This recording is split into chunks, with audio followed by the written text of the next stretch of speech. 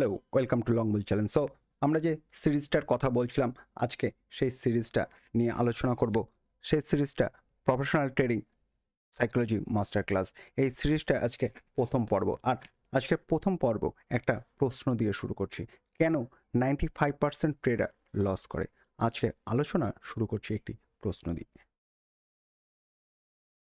আপনি কি মনে করেন ট্রেডিংয়ের সবচেয়ে কঠিন বিষয় কি? অনেকে বলবেন ভালো স্ট্র্যাটেজি খুঁজে পাওয়া, সঠিক এন্ট্রি নেওয়া বা মার্কেটের ট্রেন্ড বোঝা। কিন্তু বিশ্বের সেরা ট্রেডিং কোচদের মতে এগুলো কোনোটাই সঠিক উত্তর নয়। সবচেয়ে কঠিন হলো নিজের মনকে নিয়ন্ত্রণ করা। একটি বাস্তব ঘটনা, ধরুন দুজন ট্রেডার আছে। সেই দুজন ট্রেডারের একই চার্ট, একই স্ট্র্যাটেজি, একই মূলধন এবং একই সময় দেওয়া হলো। ফার্স্ট ট্রেডার ফার্স্ট ট্রেডার কী করলো? যে প্ল্যান অনুযায়ী সে এন্ট্রি নিল। সে ভাবলো যে এইখান থেকে মার্কেট শর্ট হতে পারে।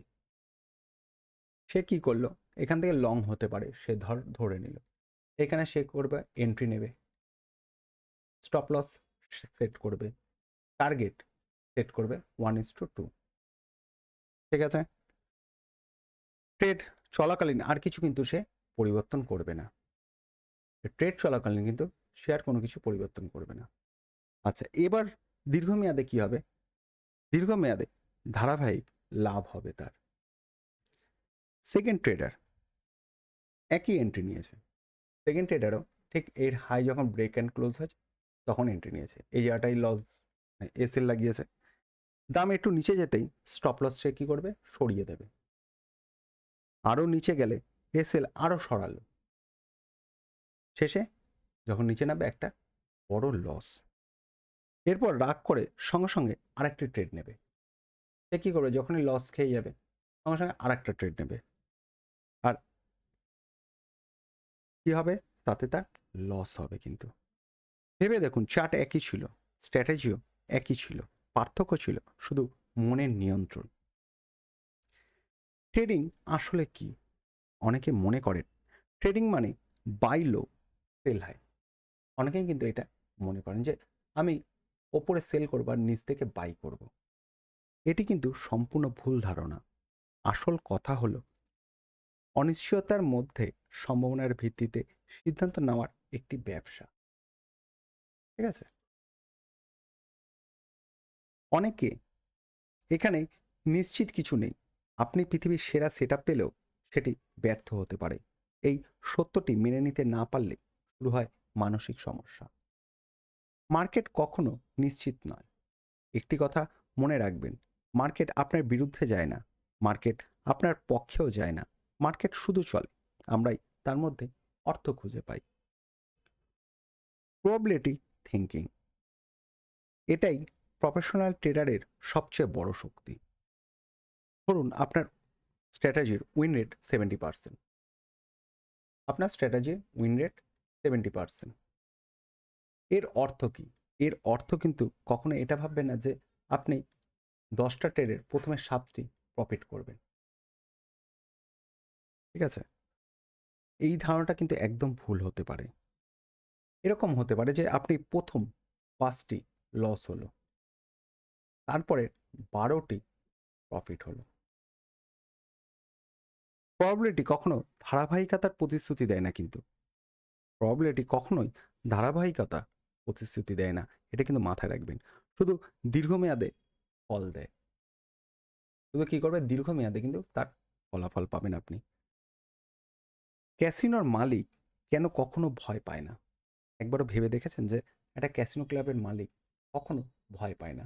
সেখানে তো কোটি কোটি টাকা মানুষ নিয়ে আসে জুয়া খেলার জন্য, কিন্তু ক্যাসিনো মালিক কিন্তু এইটা একবারও ভাবে না যে তারা হয়তো জিতে যেতে পারে বা আমি লস খেয়ে যেতে পারি। কেন তারা এরকম ভাবে না? একটি ক্যাসিনো ক্লাবে প্রতিদিন কোটি কোটি টাকা আয় করে, কিন্তু প্রতিটি খেলায় কি ক্যাসিনোর মালিক জেতে? প্রতিটি খেলায় কি ক্যাসিনোর মালিক জিতবে? কখনোই জিতবে না। অনেক খেলোয়াড়ও জিতবে, তবুও ক্যাসিনোর মালিক নিশ্চিন্তে থাকে। কারণ তারা জানে হাজার হাজার খেলার শেষের সম্ভাবনা তাদের পক্ষেই থাকবে। একজন প্রফেশনাল ট্রেডারও ঠিক এমনই ভাবেন। তিনি একটি ট্রেড নিয়ে কখনো ভাবেন না, তিনি 100টি ট্রেডের ফলাফল নিয়ে ভাবেন। আমরা সাধারণত একটা ট্রেডে লস করলে আমরা ভাবি মনে হয় আমরা ব্যর্থ হয়ে গেছি, আমাদের দ্বারা আর হবে না, আমরা হয়তো আর পারবো না। কিন্তু একজন প্রফেশনাল ট্রেডার কিন্তু এইটা একদিনের জন্য তারা কিন্তু কখনোই ভাবে না যে একদিনে তারা লস খাচ্ছে কি প্রফিট খাচ্ছে। তারা সবসময় দীর্ঘমেয়াদে লং টার্ম বলে কিন্তু বিশ্বাস করে। নতুন ট্রেডারদের সবচেয়ে বড় ভুল কি? একটি ট্রেডে লস হলেই মনে করে আমার স্ট্র্যাটেজি খারাপ, মার্কেট আমাকে হারাচ্ছে, আজ আরেকটা ট্রেড নিই, লস তুলতেই হবে। এই আবেগের সিদ্ধান্তগুলোই কিন্তু তাদের জীবনে সব থেকে বড় ভুলের প্রমাণিত হয়। প্রফেশনাল ট্রেডারের চিন্তা, তারা বলেন আমি জানি আমার সিস্টেমে লস আছে। একজন প্রফেশনাল ট্রেডার কিন্তু সবসময় জানেন যে তার সিস্টেমে কিন্তু একটা লস থাকবে, প্রফিটও থাকবে। তারা বলেন আমি জানি আমার সিস্টেমে লস থাকবে, আমি শুধু নিয়ম মেনে চলবো। তিনি ফলাফল নয় প্রক্রিয়ার উপরেই মনোযোগ দেয়। তারা কিন্তু কখনোই কিন্তু একটা লস বা লাভ নিয়ে এটা নিয়ে কিন্তু কখনোই ভাবেন না। তারা কিন্তু সবসময় একটা স্ট্র্যাটেজি বা একটা সেট আপের ফলাফল নিয়ে কিন্তু সর্বদাই মনোযোগ দেয়। ট্রেডিং এর 4টি শত্রু হয় ফিয়ার। যখন ভয় মনের মধ্যে আসে তখন আমরা কিভাবে, যদি লস হয়, আমরা কিন্তু মনে যখনই ভয় উদিত হয় তখন আমরা কিভাবে, যদি এই ট্রেডটাতে লস হয় তাহলে এর ফলাফল কি হয়, ভালো সেট আপও মিস করে ফেলবেন। তাহলে আপনি জানেন যে এইখান থেকে মার্কেট নিচে নামতে পারে, কিন্তু তবুও কিন্তু আপনার মনের মধ্যে ভয় চলে আসবে যে না, নাও নিচে নামতে পারে। এর ফলে কি হবে, ভালো সেট আপও কিন্তু মিস হয়ে যাবে। গ্রিড, লোভ। লোভ যখন মনের মধ্যে আসে তখন আর এটা কি ভাববেন, আরেকটু লাভ করি। ধর আপনি জানেন যে এইখান থেকে মার্কেট কিন্তু একটা আপমুভ দিতে পারে, এবার যখন আপনি এখান থেকে নেবেন আপনি ভাববেন যে আমার টার্গেট তো অ্যাচিভ হয়ে গেছে, আমি আর এর ওপরে আর এর ওপরে আর আমি নেব না। কিন্তু যখনই আপনার মধ্যে গ্রিড চলে আসবে, লোভ চলে আসবে, তখন হবে না আমি আরেকটু নিই, আরেকটু নিই, আরেকটু করতে হতে কিন্তু আপনার লসের পরিমাণ বেড়ে যাবে। ফলাফল হবে লাভ কমে যাবে এবং লস হওয়ার সম্ভাবনা বেড়ে যাবে। হোপ, মিথ্যে আশা।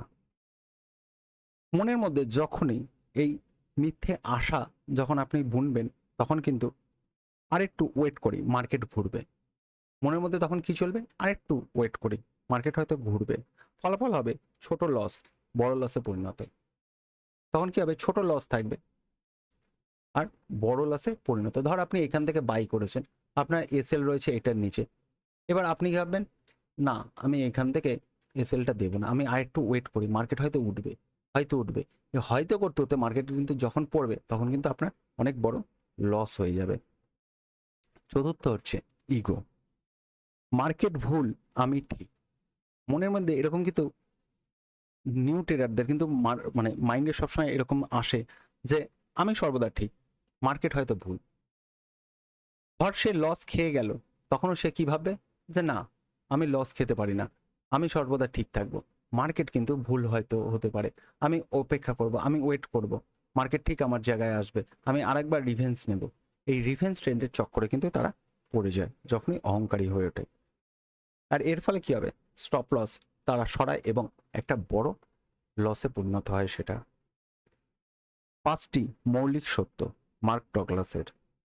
মার্ক ডগলাস তার ট্রেডিং ইন দ্য জোন বইয়ে 5টি মৌলিক সত্য বলেছেন। এগুলো একজন ট্রেডারের চিন্তাভাবনা বদলে দিতে পারে। প্রথম সত্য, যে কোনো ট্রেডে যে কোনো কিছু ঘটতে পারে।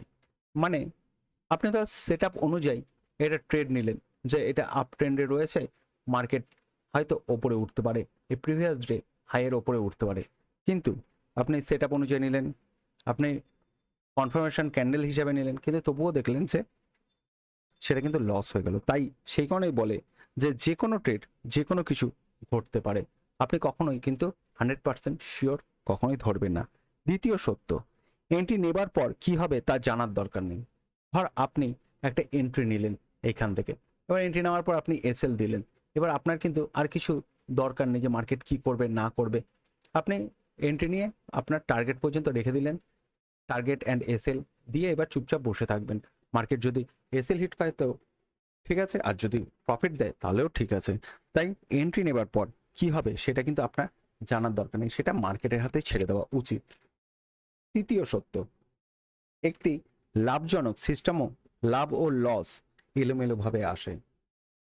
আপনার সিস্টেম বা স্ট্র্যাটেজি একদম দেখছেন যে একটা স্ট্র্যাটেজি আপনার বহুদিন যাবৎ প্রফিট দিচ্ছে, কিন্তু আপনি কিন্তু এটা 100% কখনো শিওর ধরতে পারবেন না যে মার্কেট চিরকালই বা ওই স্ট্র্যাটেজি যখনই দেবে তখনই আমায় 100% প্রফিট দেবে।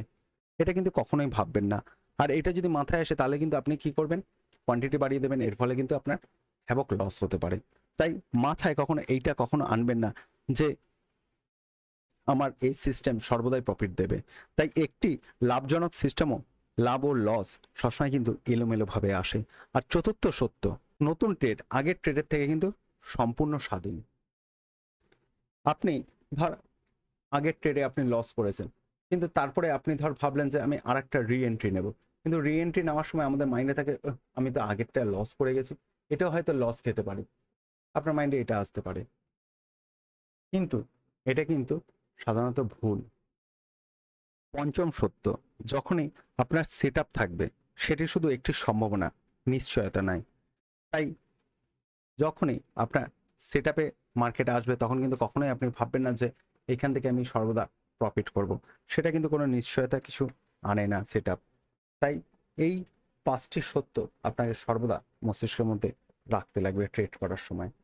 আজ ট্রেড করার আগে একটি কথা কাগজে লিখুন, আমি আজ কোনো ট্রেডকে নিশ্চিত লাভ মনে করব না, প্রতিটি ট্রেড শুধু একটি প্রবাবিলিটি। এটি ট্রেডিং ডেস্কে রাখুন, প্রতিদিন পড়ুন। এতে কি হবে, আপনার মধ্যে যে ইগো ভাবটা সেটা কমে যাবে, আপনি অনেক সুন্দর করে আপনি ট্রেড এন্ট্রি নিতে পারবেন। আজকের আলোচনা থেকে যদি একটি কথা মনে রাখেন সেটি হোক, মার্কেটে সফল হতে চাইলে প্রথমে নিজের মনকে প্রশিক্ষণ দিন, স্ট্র্যাটেজি পরে আসবে। একজন প্রফেশনাল ট্রেডারের সবচেয়ে বড় অস্ত্র তার ইন্ডিকেটর নয়, তার মানসিক শৃঙ্খলা। মার্কেট নয়, নিজের মনই সবচেয়ে বড় প্রতিপক্ষ। সো পরবর্তী পর্বে আলোচনা হবে fear, grid, hope and ego. মস্তিষ্ক কিভাবে ট্রেডিংয়ের আপনাকে প্রতারণা করে। এখানে আমরা জানব কেন স্টপ লস সরিয়ে দিই, কেন লাভ দ্রুত বুক করি, কেন লস ধরে রাখি, কেন ফোমো হয়, কেন রিভেঞ্জ ট্রেডিং শুরু হয় এবং কিভাবে এগুলোকে বৈজ্ঞানিকভাবে নিয়ন্ত্রণ করা যায়। এই সিরিজটি ধাপে ধাপে শুনলে আপনি শুধু চার্ট নয়, নিজের মনকেও পড়তে শিখবেন। তো আজকের জন্য এইটুকুই, আবার আগামীকাল আবার এই দ্বিতীয় পর্ব নিয়ে আমরা আলোচনা করব। আপনারা ভালো থাকবেন,